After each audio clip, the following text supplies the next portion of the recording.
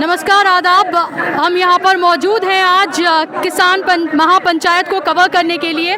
5 तारीख की जो कॉल दी गई थी, यहाँ पर हुजूम है किसानों का। जहाँ तक आपकी नज़र जाएगी आपको सिर्फ किसान ही किसान नज़र आएंगे।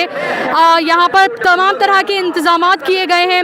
आप अंदर जाइए ग्राउंड में, ग्राउंड के बाहर जाइए, शहर के किसी हिस्से में आप जाइए, आपको सिर्फ और सिर्फ हर जगह किसान ही नज़र आएंगे। इस स्टेज से लगातार ये बताया जा रहा है कि किस तरह से 9 महीने हो गए हैं और 9 महीने के बावजूद भी अभी तक भी सरकार ने किसानों की मांगों को नहीं माना है और सरकार को एक तरह से अपनी ताकत का अंदाज़ा दिलाने के लिए, अपनी ताकत का मुजाहरा करने के लिए ये महापंचायत रखी गई है यहाँ पर, ताकि गूंगी और बहरी हो चुकी सरकार जो है उसके वो किसानों की बातों को सुने, क्योंकि किसान लगातार अपनी मांगों को लेकर पिछले 9 महीने से अलग अलग बॉर्डर्स पर बैठे हुए हैं। एक और इंटरेस्टिंग बात मैं आपको बताना चाहती हूँ कि जब यहाँ से राकेश टिकैत जब दिल्ली के लिए निकले थे, गाजीपुर बॉर्डर के लिए, 9 महीने का वक्त हो गया है, आज पहली बार वो मुजफ्फरनगर लौटे हैं और उनका ये कहना था कि जब तक 3 काले कानून वापस नहीं लिए जाएंगे तब तक वो अपने घर पर नहीं लौटेंगे। और ये भी बताया जा रहा है कि वो मुजफ्फरनगर तो आए हैं लेकिन शायद अपने घर तक ना जाएं, क्योंकि उन्होंने ये प्रण लिया था।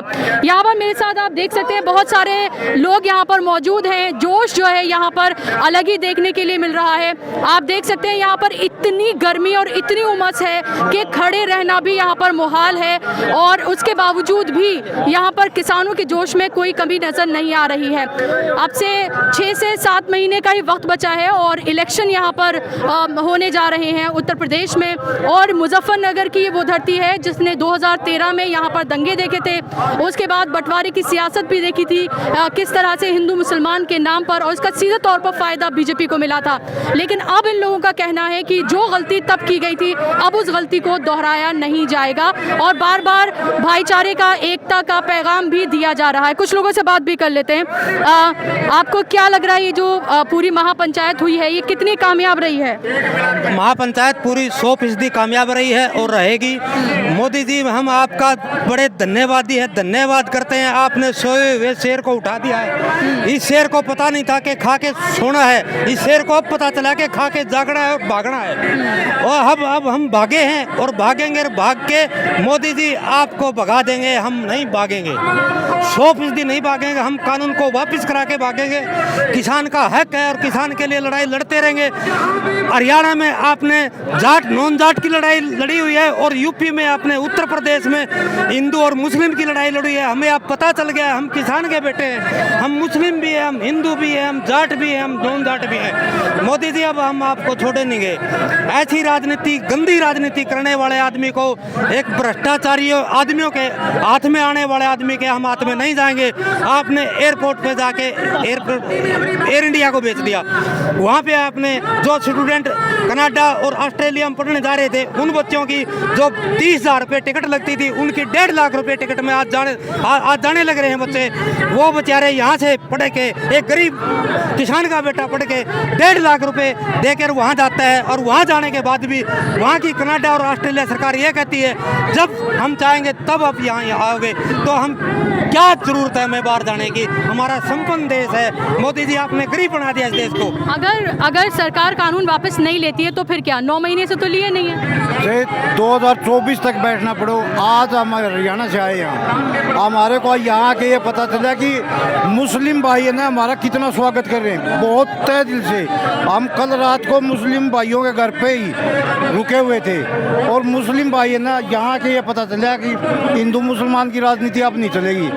मोदी को किसी भी हालत में मानना पड़ेगा, नहीं अब की बार यूपी का चुनाव में दिखा दे। ये बताइए, अगर यहाँ से कोई मुसलमान कैंडिडेट खड़ा होता है, माना कि समाजवादी पार्टी का भी खड़ा होता है, तो क्या आप उसको जिताएंगे? क्या आप उसको वोट करेंगे? क्यों जिताएंगे, क्यों नहीं। हमने सिर्फ बीजेपी को हराना है। मुस्लिम भाई किसी और पार्टी से खड़ा होगा तो हम तय दिल से, और पूरा इलेक्शन में हरियाणा के हम यहाँ पे पूरा इलेक्शन यहाँ रहेंगे। और जो भी हिंदू मुस्लिम जो भी खड़ा होगा सिर्फ हमने बीजेपी को हराना है। आप ये बताइए कि अभी तो सब कुछ ठीक है, लेकिन जब वोट डालने की बात आती है तो हम आखिर में देखते हैं कि बाजी बिल्कुल पलट जाती है और वो ज़्यादातर बीजेपी के पक्ष में चली जाती है। तो कैसे, क्या आपको लगता है कि ये किसान आंदोलन वाकई में उत्तर प्रदेश की जो सियासत है उसको बदलेगा? बदलेगा जी, ये तो बिल्कुल, ये तो तानाशाही रवैये से होया काम है। भी बीजेपी को पता लग गया था भी जिला पंचायत के बीडीसी के इलेक्शनों में तीसरे नंबर पर बीजेपी आई थी पूरे उत्तर प्रदेश में। और हम तो हरियाणा के हैं जी, हम तो तख्ता बदल देंगे। खट्टर ने जो हमारी खेल कर रखा है, खट्टर ने हमें बता देंगे क्या है। तो अभी तो खट्टर सरकार ने किसानों को खूब मारा था, कई किसानों के सर भी फाड़ दिए थे हरियाणा में। तो आपको अफसोस है कि आपने उनको वोट दिया था? हमने अफसोस है जी, बहुत बहुत अफसोस। वोट देकर बनाए हुए थे हमारे, पर हमने न्यू नहीं पता था, हमने न्यू नहीं पता था कि भी ऐसा काम करेंगे बीजेपी सरकार। आगे अपने बच्चों तो भी क्या मरेंगे भाई, बीजेपी तो वोट ना दे दियो, किसी ने दे दियो। आपने भी बीजेपी को वोट किया था? हाँ जी, बीजेपी को वोट दिया था। और अब तो बिल्कुल भी नहीं देना गए। क्यों? मरो लग रहे ठोड़ यहाँ, मजदूरी नहीं, कुछ नहीं, जमीन नहीं, जायदाद नहीं, कुछ नहीं, सारे मारे गए। मोदी जी तो कह रहे हैं कि 2022 तक आपकी आय दुगनी कर देंगे। दुगनी क्या, यहाँ तो अकेले छो को नहीं मिली रही, चबन नहीं मिली रही रुपए में। वो तो कहा था कि भाई 10 लाख रुपए दे दूंगा, 10 रुपए नहीं। किसान क्या करेगा, खेत में काम करे, अपना ठाली। पछता रहे हैं आप बीजेपी को वोट करके? बहुत ज्यादा पछता रहे जी, हम तो इतना पछता रहे जीवन में। आगे अपने युवा भाइयों को बता कर जाएंगे, अगर सरकार को ही ना बुलाने के। आपने बीजेपी को वोट किया था? नहीं, हमने बीजेपी को नहीं किया, लेकिन ये जो जवान बच्चे थे हमारे, इनको बहका लिया।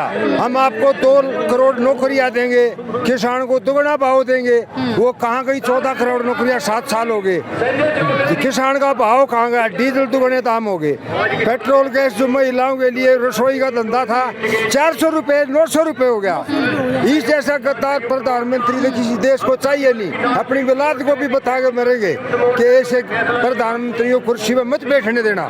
लालच दे दे के जी, लालच दे दे के क्या सिलेंडर देंगे फ्री, इतना फ्री कर दिया, लगानी पड़ रही। पेट्रोल का जाता टपका भी, तो हम तो परेशान हो रहे। हमारी कोई नहीं सुनता, सुना है उस उनकी सब, या सरकार भी उनकी सुन रही। लेकिन ये तो हिंदूवादी सरकार है, फिर आप हिंदू होके क्यों परेशान हैं? अब यहाँ देखिए, आप हिंदू मुस्लिम सिख ईसाई भारत माता के 4 सिपाही, ये हमें आरएसएस के एजेंडे ने हमें बहका दिया था। अब हम बहकाए में आने वाले नहीं है। 2013 की भूल का प्रायश्चित है आज, और हम इस बात का पछतावा है कि मोदी को हमने प्रधानमंत्री क्यों बनाया। हिंदू मुस्लिम की अब वो डिबेट नहीं चलेगी, अब सब हम भाई भाई हैं। और ये एमएसपी का कानून एमएसपी का कानून बनाना पड़ेगा, तीनों कानून लेने पड़ेंगे। ये मोदी जी की चाल है, कॉर्पोरेट को किसान को बेचने की चाल है। सरमादारों की सरकार है, सरमादारियों को बेचने के लिए, किसान की भूमि बेचने के लिए ये कॉर्पोरेट का बिल लेकर आए हैं। ये किसानों का बिल नहीं है, ये किसान विरोधी बिल है। हमारी जमीन चली जाएगी और हमारे बिजली महंगी कर दी। लेकिन मोदी जी तो ये बोल रहे हैं, योगी जी बोल रहे हैं आपको बहकाया गया है, ये मुट्ठी भर किसान हैं, सिर्फ ये तो इधर हैं, या तो पंजाब के किसान हैं, हरियाणा के किसान हैं। 22 स्टेटों से किसान आए हैं, 22 स्टेटों से किसान आए हैं। पूरे भारत में किसान हैं। ये कृषि प्रधान देश है, ये अभी पूंजीवादी देश नहीं बना है, विकासशील। तो ये कह रहे हैं कि आप जो है आपको सियासत की तरह जो है भड़काया गया है आप लोगों को। हमारा ये राजनीतिक तो मंच है, इसमें किसी राजनीतिक पार्टी का हमने सहयोग नहीं लिया है, ना उन्हें हमने मंच साझा करने दिया है। ये राजनीतिक संगठन है और किसानों का प्योरली संगठन है। 300 संगठनों सपोर्ट कर रहे हैं, पूरे इंडिया के हर डिस्ट्रिक्ट से, हर जिले से किसान आ रहा है। यदि ये जो तीनों बिल इतने अच्छे हैं, बिहार का किसान आज सब पूरे देश के अंदर मजदूरी करने के लिए बाध्य है। ये 15-20 साल पहले ये कानून बिहार में इम्प्लीमेंट हो चुका है, और उसकी वजह से आज बिहार में किसानी खेती खत्म हो गई है, और वो कोई जिला नहीं है जहाँ बिहार का मजदूर काम नहीं करता है। और ये हमारी ज़मीन को छीनने का प्री प्लान है। जी आप बताइए, आपने बीजेपी को वोट किया था? हाँ जी, बीजेपी को वोट किया था आपने? मैंने हाँ मैंने वोट बीजेपी को दिया था। ये और अब? मैं झूठ नहीं बोलता। हाँ, लेकिन इसलिए दिया था कि ये नई सरकार आई थी और इन्होंने सन 14 में घोषणा पत्र अलाउड कराया था कि हम किसान को लागत काट गए 50% का मुनाफा देंगे। तो हमने किसानों ने ये सोचा था कि भाई 60 साल हो गए आज तक किसी भी सत्ताधारी दल ने इतनी बढ़िया किसान के हक में बात नहीं कही थी। हमने यो समझ गया कि भाई सरकार ने बना दो और भाई ने किसान ने विचार कराया, इसलिए हमने इसको वोट दिया था। हाँ। और अब क्या है, अब फिर से दोगे कि नहीं आप बीजेपी को वोट? अब देखिए, बीजेपी को मैं नहीं, ये पूरा देश वोट नहीं देगा। और जो ये बीजेपी सरकार ये कहा करती है योगी सरकार, ये मुट्ठी भर किसान है। आज ये बीजेपी सरकार देख लो, ये मुट्ठी भर किसान है जो सारा भारत इकट्ठा हो रहा है। मैं आपके चैनल के माध्यम से एक बात और कहना चाहता हूँ कि जो ये योगी सीएम ये कह रहे थे कि भी कि किसान मोर्चा लखनऊ आके देख लो या दिल्ली को ना घेर लेंगे। मैं आपके चैनल के माध्यम से न्यू कहूँ सू, योगी सीएम यूपी के, इस यूपी की किसान की आबादी 16 करोड़ है। और जब हम इकट्ठे हो गए ना, लखनऊ घेरन की तो दूर बात है, लखनऊ की विधानसभा के ताले मूंद देंगे। आप युवा हैं, आप बताइए, युवा तो कहा जाता है कि खासतौर पे जो हिंदू युवा हैं वो तो बीजेपी के साथ हैं। आपने बीजेपी को वोट किया था? देखो, हमें बीजेपी को वोट पहले नहीं दिया और अब नहीं देंगे, क्योंकि हमें नल का पहले भी चलाया था, अब की बार भी नल का चलाएंगे।